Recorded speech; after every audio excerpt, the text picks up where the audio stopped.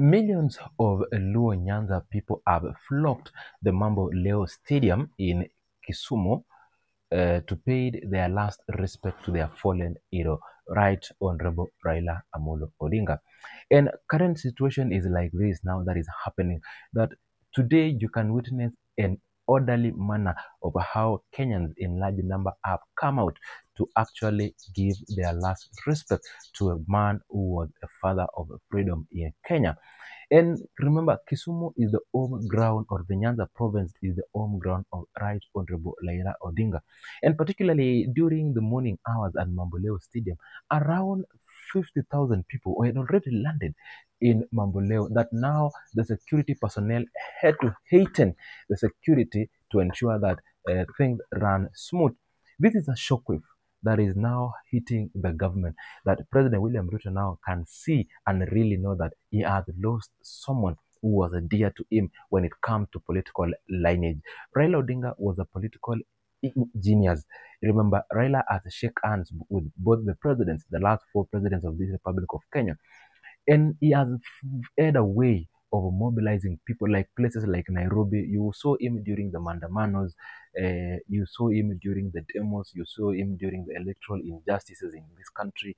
And Raila stood for something that was affecting Kenyans. Not only that his personal interest sometimes could take part, but Raila most of this time would choose to have peace at the expense of power.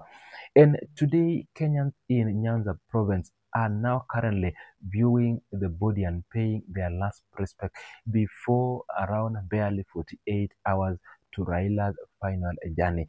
According to the family whom they say that in Raila's will, Raila said should be buried within 72 hours after his death, and the government has honored the request by his family and Raila himself that he be buried within 72 hours. And a number of bee businesses happening in Kisumu, especially in Kisumu and in his home in Siaya, where Opoda Farm, where he is being really laid to rest next to his mother, and mausoleum probably will be built there that resembles his father Jaramogi Oginga Odinga.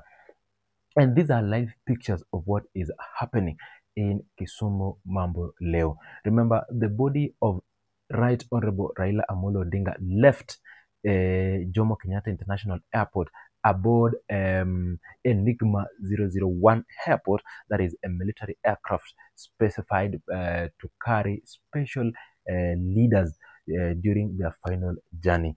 And when it landed at Kisumu International Airport, the NRS helicopter picked his remains and landed at the Mambo Leo Stadium, where now the burial ceremony and the body viewing is underway. And remember, according to the Luo Nation, the body of a deceased person should sleep in his house for the last time. That is according to their culture. And particularly today, the body of Raila Amolo Odinga will sleep in his Opoda farm, waiting tomorrow to be laid to rest at his graveside next to his mother, and other things will follow, like the building of mausoleum that will be built by government in honor of Raila Odinga. This is according to what the President William Ruto said. And remember, yesterday things changed. Raila was to spend his night, or was to spend the casket of the body of Raila Odinga was to be laid to rest at his home, Karen. This is also according to the Luo community culture, but due to security issues and other issues, the government, through the burial committee led by Deputy President Kithure Kindiki, say that the body of Raila Odinga will stay at Lee Funeral Home, awaiting to be lifted today early morning at around 8 a.m. That was the exact time, according to the program, that the government had said. And in particular, Raila Odinga body touched down at around 9:20 in Kisumu International Airport, and by around 10 a.m. it has already landed at the Mambo Leo ground stadium, where Kenyans are now having a chance to view the body and pay their last respect to the fallen hero. Raila Odinga is given all this respect, particularly because the President of the Republic of Kenya, Dr. William Samoei Ruto, said in his speech when he was announcing to Kenya the death of Raila Amolo Odinga that Raila is a statesman and he must receive the honor of a state funeral that is always given to few people who have made impact in this country. The irony is that this all honor is given to Raila while he's already dead. The man is silent in his own casket, living his own life. Yet, during his entire time when he was still alive, he never got anything close to even the military protection. And Raila Amolo Odinga died in a very unique way. Raila died during his firstborn brother's birthday.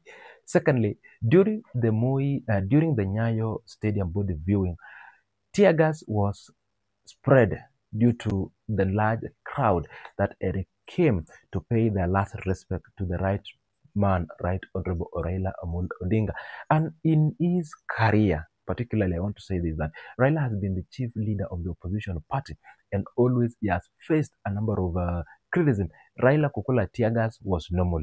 He has eaten tear gas in this country, even to extent of his life bullets being heated in his vehicle, most likely during the Mandamanos in Nairobi against the Kenya Kwanza government before they shook hands with the President William Ruto.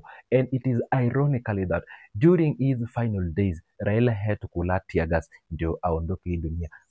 You know, this also led to a loss of lives during that particular day when strange bullets were fired by both the Kenya Defense Forces and the police at Kasarani to disperse the huge crowd that came to pay their last respect. You know, the confrontation started when there was a delay in bringing the body of Raila Odinga to the stadium so that it gives people a chance to view the body as they pay their last respect. And today in Mamboleo, things are different. You can see Kenyans are now particularly organized today thanks to the security officers who are manning the area. They have given Raila Amolo Odinga a good stature that now people can view and pay their last respect in honor of Raila Odinga, fallen hero. Literally, particularly, this is his home ground where things are being done that way. And we want to say Raila Odinga has gone and Kenya should unite and remember his legacy. Raila Odinga is a man who built this country. If there is a place called Kenya, is now the likes of Raila Odinga and other leaders like-minded of Raila Odinga who has built this country. And we expect things to move swiftly. Remember, after this, Raila's body will be moved to his home where there is always disco matanga. That is one of the cultural practices that Luo Nation practice when a person dies. They celebrate the life that he has lived, whether 20 years, whether 50 years, or whether 80 years, or even 100 years.